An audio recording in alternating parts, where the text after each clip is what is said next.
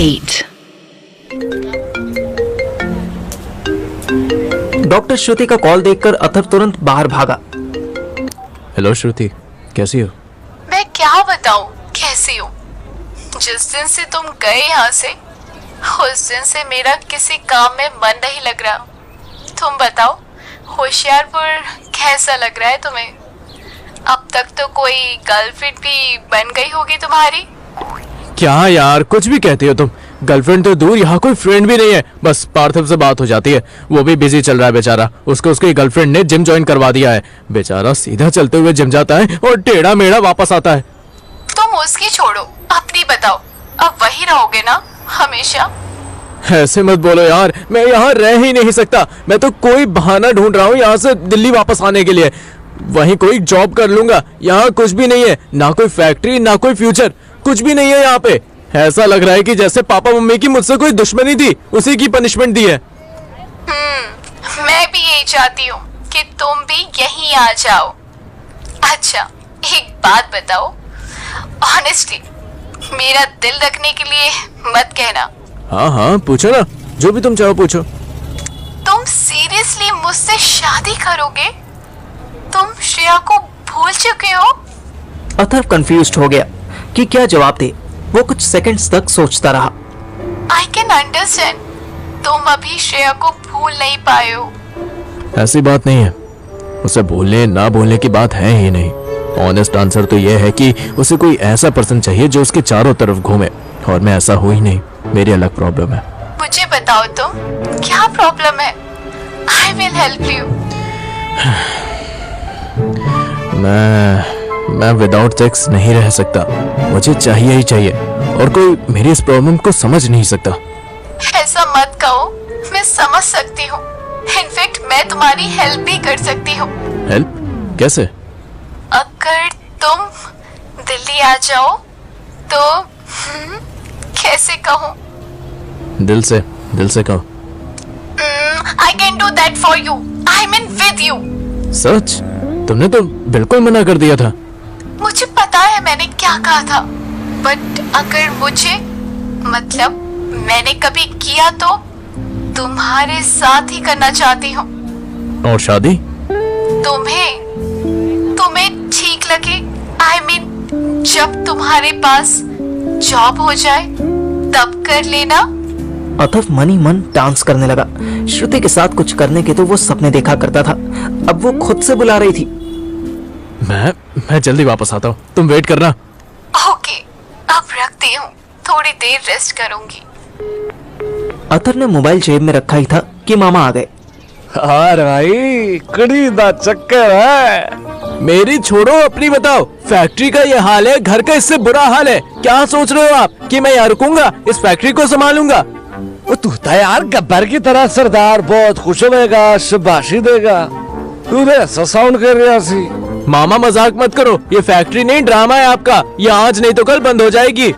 हो तो जब तक बंद नहीं हो रही है तब तक तो चला ले। वैसे भी तू यहाँ मिसफिट है। हाँ भाई ना, मैं मिसफिट हूँ, मुझे जाने दो। और तू नालायक भी है। मतलब? हो तेरे बाप दी नजर में तू और मैं दोनों ही नालायक है। ठीक है, एग्री कर दे? मैं आपके जितना नहीं हूँ, पर ठीक है। आगे पॉइंट क्या है? ओए तो तेरे प्योरान पैसा भी तो ढेर सारा है। 5 लाख मंगवा ले, 1 लाख मैं तुझे दे दूंगा, 2 लाख फैक्ट्री नो फिट करने में लग जाएंगे। वाह वाह मामा वाह, आपसे ज्यादा घटिया मामा तो दुर्योधन अंकल के पास भी नहीं होगा। आप मुझसे मेरे ही बाप को चूना लगाने के लिए कह रहे हो? ग्रेट। है नाटक न कर माइया भाई, तूने पास होने के नाम पे अपने बाप को चूना नहीं लगाया? बोल। अथर्व हैरान रह गया, ये बात मामा को कैसे पता चली? ये आपसे किसने कह दिया कि चूना लगाया था? मैंने पास होने के लिए पैसे लिए थे, बट वो जिसको दिए वो साला भाग गया, पास भी नहीं हुआ। क्या तेरे पास भी रीजन है तेरे फेल होने दा? मेरे कोल भी आ, पर मानना नहीं है पुत्र। और सब रिजल्ट देखते हैं, बस रिजल्ट में फेल तो फेल, फिर चाहे कितना ही जोर लगाया हो। अथर्व को मामा की बात में लॉजिक दिख रहा था। आप बेकार के सपने देख रहे हो, वो 2 लाख से ज्यादा नहीं देंगे। ओए देंगे पांचे, जरूर देंगे। तू अपना इंटरेस्ट तो दिखा। तू सो कर कि तू इसी काम के लिए बड़ा है। फिर एक बार पैसे आ जाए तब तेनू जो करना हो कर। फैक्ट्री तो मैं हैंडल कर ही रहा हूं, तब भी कर लूंगा। अथर्व को ये बात लॉजिकल लगी। वैसे भी उसके मन में अब दिल्ली जाने की खलबली मच गई थी। उसकी आंखों के सामने बेहद सुंदर, प्यारी, गोल मुंह वाली श्रुति बिना कपड़ों के नजर आने लगी थी। अथर्व अब कंट्रोल नहीं कर पा रहा था। तभी मामा इतनी जोर से चिल्लाए कि उसका सपना टूट गया। ओए किथे खो गया? चल शहर चलिए, कल रात इसने जो काम किया है वो बेच के आते हैं।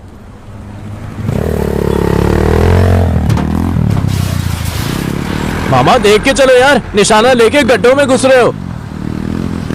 30 मिनट बाद अथर्व 2 बड़े बड़े पॉलीबैग्स में धागे के कोन्स पकड़े बाइक में पीछे बैठा था। सड़क पर आते हर गड्ढे पर उछलते वक्त उसे लग रहा था कि वो अभी गिरा या तभी गिरा।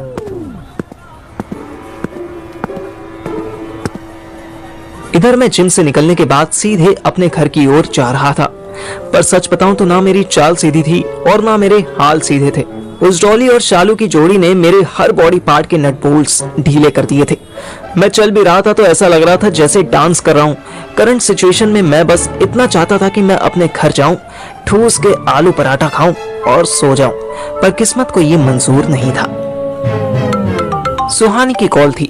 मुझे ऐसा फील हो रहा था जैसे सुहानी ने मुझे खरीद लिया था।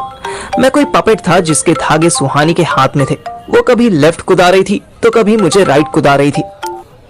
हाय माय लवली मोटू, कैसा है मेरा बच्चा? बच्चे को रबर टॉय समझकर यहाँ वहां ट्विस्ट कर दिया गया है।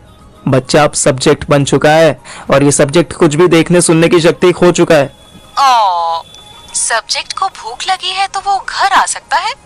सब्जेक्ट की गर्लफ्रेंड के मम्मी पापा दोनों बाहर गए हैं। सब्जेक्ट का जिसमें की भूख से प्यार निकल चुका है गर्लफ्रेंड जी। कुछ आलू या पनीर का पराठा हो तो बात करो। भग, घर आजा, तुझे मस्त एनर्जी वाला फूड खिलाती हूँ। बट सीरियसली बता रहा हूँ, मेरे अंदर कुछ करने की ताकत नहीं बची है। तू मुझे टार्जन समझने की गलती मत करियो। मेरे पैरों में बहुत दर्द हो रहा है। अरे तो मैं दबा दूंगी ना, और तू टार्जन नहीं, मेरा जियान है। मैं हूँ जियान। आजा मोटू, जल्दी आजा।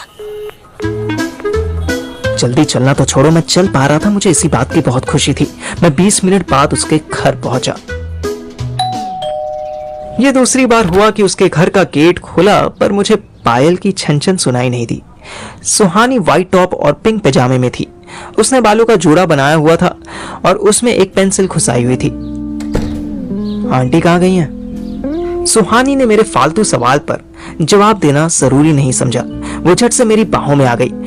50% थकान तो उसको हक करते ही गायब हो गई। उसने हक करते करते मेरा हाथ अपनी कमर पर लगा दिया। डार्लिंग, ये तो मैं बाद में भी देख लूंगा। तू अभी वो दिखा जो खाने के लिए बनाया तूने। सुहानी एकदम से अलग हुई। भुक्कड़ कहीं के, खिलाती हूँ तुझे। हम दोनों स्माइल करते हुए किचन में गए पर उसकी हैंडमेड डिश देखकर मेरी स्माइल गायब हो गई। अब वो अकेली मुस्कुरा रही थी। ये मूंग चना और कच्ची मूंगफली बनाई है तूने? इसमें तूने बनाया क्या है? खेत से तोड़कर लाई है? ओहो, खा के तो देख, पहले ही जज कर रहा है। टेस्ट तो कर। देख डार्लिंग, तुझसे बहुत प्यार करता हूँ मैं, पर मेरे पापी पेट के साथ मत खेल। मेरी फीलिंग्स के साथ खेल ले, लेकिन मेरी भूख के साथ मत खेल। ये खाऊंगा मैं, ये कच्ची दालें। सुहानी ने जबरदस्ती मेरे मुंह में 1 चम्मच स्प्राउट्स ठूस दिए। इतनी भूख लग रही है कि ये कच्ची दाल भी टेस्टी लग रही है।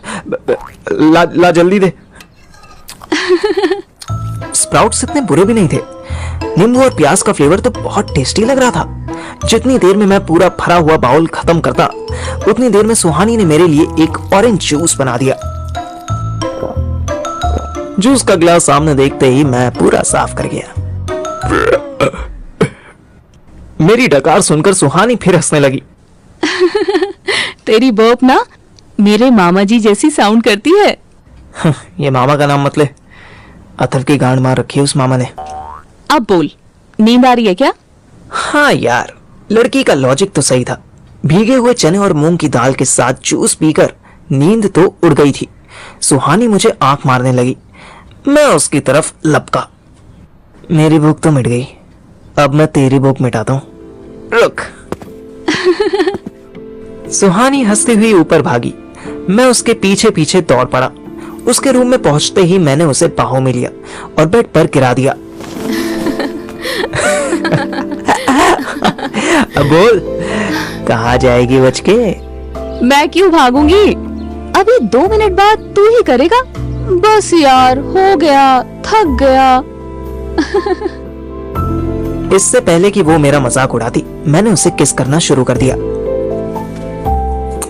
मेरे हाथ उसके टॉप के अंदर घुसने लगे। इस बार मैं ज्यादा तसल्ली से था। पिछली बार के एक्सपीरियंस से जो भी कुछ सीखा था वो सब इस बार अप्लाई करने वाला था।